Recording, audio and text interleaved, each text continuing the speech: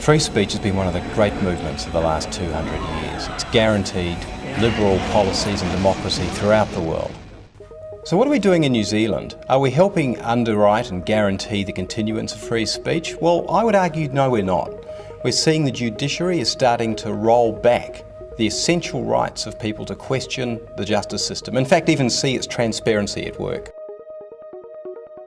If you agree that this legislation can't inhibit free speech, and let's be honest, it's really just an ambulance at the bottom of the cliff. Someone has to complain to the government, who then has to find that you've broken the act and then somehow find a way of fining you.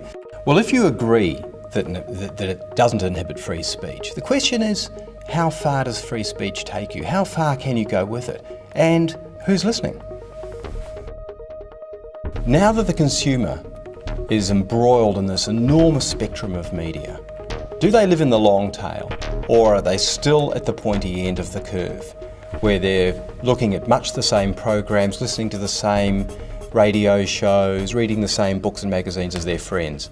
Well, I'd argue that they are. Traditionally, sustainability, and very much in New Zealand, has been seen as part of the green movement. It's definitely not in the green movement. It does incorporate environmental issues, but also social, cultural and economic issues. And measuring the negative and the positive impacts that you might have. It's more definitely than just protecting the environment, it's just sound business sense.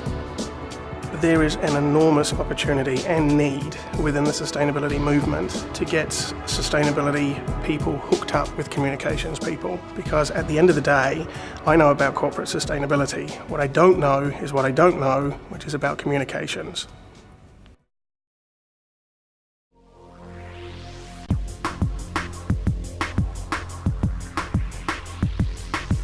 When it comes to changing behavior, we know that it's basically moving customer perception images from A to B.